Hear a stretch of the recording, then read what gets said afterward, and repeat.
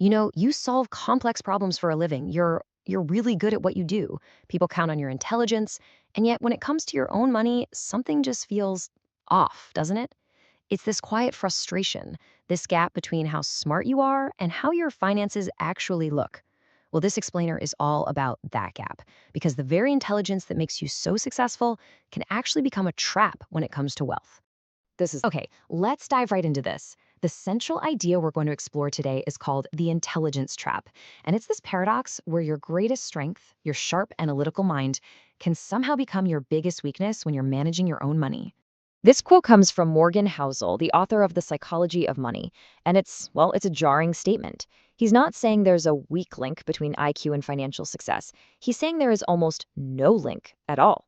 Now, this really challenges a core belief for most of us, that being smarter should naturally lead to better outcomes. But with money, the evidence suggests that's just not how it works. To really understand why, let's look at some evidence. There's this fascinating study that tracked chief executive officers in Sweden. Now, these are highly successful, obviously intelligent people running major companies. You'd assume they're all just cognitive superstars, right? So, the study looked at the intelligence of these top earners. And when they zeroed in on the absolute wealthiest, the very top 1%, they found something completely unexpected. Get this, the richest of the rich were, on average, measurably less intelligent than the high earners in the tier just below them. Just let that sink in for a second. At the very peak of financial success, more intelligence didn't just stop helping, it was actually correlated with slightly less income. This chart really helps visualize that surprising finding. You can see the very top earners had, on average, a lower relative IQ score than the high earners just beneath them. And this isn't some weird anomaly, it's a clue.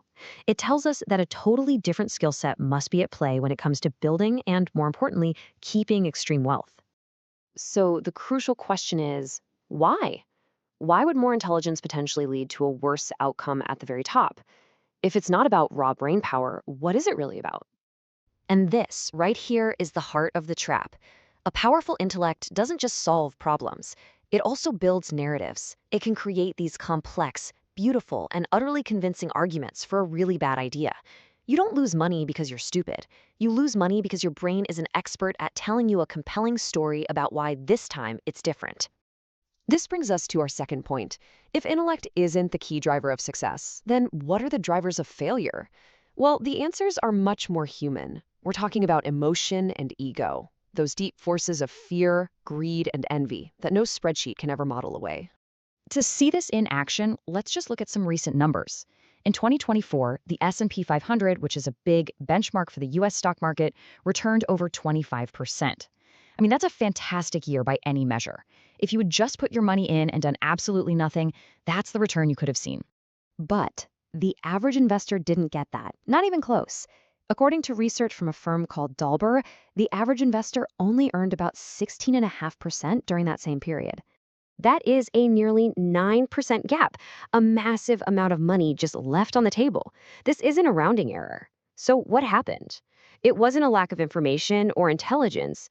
It was something else entirely. This is what happened. People felt that knot of fear during a market dip, and they sold their investments at the worst possible time. Then, when the market recovered, greed took over, and they bought back in near the top. Or they heard a friend bragging about some hot stock, felt that little pull of envy, and chased a trend without really understanding it. See, these aren't analytical errors. They are deeply human, emotional reactions. This forces us to reframe what investing really is. It's not a test of intelligence. It's a test of character. It's an emotional endurance sport. It's really all about your ability to endure volatility, to manage your own emotions, and to just stay in your seat when every single instinct is telling you to run. And this leads us to a really vital distinction. The skills that might help you get money, taking risks, being aggressive, are often the exact opposite of the skills required to keep it. Getting wealthy and staying wealthy are two completely different games. That's the question, isn't it? It kind of just sits in the back of your mind. You look at your portfolio, you look at your own brain power, and the math, it just doesn't seem to add up. You're not failing, of course not. You're just spinning your wheels. If you've ever felt that, you are in exactly the right place. Because the skills that serve you so well in your career might just be the very things holding you back financially. Just imagine two people. The first one is a genius with spreadsheets. He knows every financial metric and he tries to use that knowledge to perfectly time the market. The second person is, well, she's just consistent. She just buys the same boring index fund month after month and doesn't pay much attention to the daily noise. Who do you think ends up with more money over 30 years? The answer, overwhelmingly, is the consistent investor. Because staying wealthy isn't about brilliance, it's about humility and endurance. It's about recognizing that you can't predict the future and building a strategy that doesn't require you to. And for anyone who still thinks they're smart enough to time the market, this data is just staggering. From 2005 to 2024, simply staying invested would have earned you about 10% a year.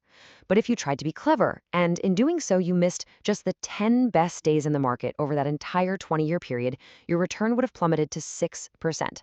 Just 10 days. The cost of trying to be a genius is immense. So, if being smart is the trap, how do we escape it? Well, the solution isn't about finding some secret, complex strategy. It's about building a system that protects you from your own worst impulses. And there are three simple, practical rules. First, automate your savings and your investments. Your willpower is a finite resource. Don't rely on it. Second, diversify. Don't try to pick the winning stocks. Just buy the whole haystack so that one bad needle doesn't ruin you. And third, and this might be the most important one, define what enough means to you. If you don't have a finish line, you'll just run forever until you trip. This is the new philosophy. The goal is to stop trying to be clever. The real goal is to be so consistent, so patient, and so disciplined that over a long period of time, your simple patience starts to look like incredible brilliance to everyone else. And we'll end with this thought from Morgan Housel, which just perfectly summarizes everything we've talked about. Success with money has very little to do with how smart you are. It has everything to do with how you behave. You already know enough to succeed. The real challenge is simply staying out of your own way.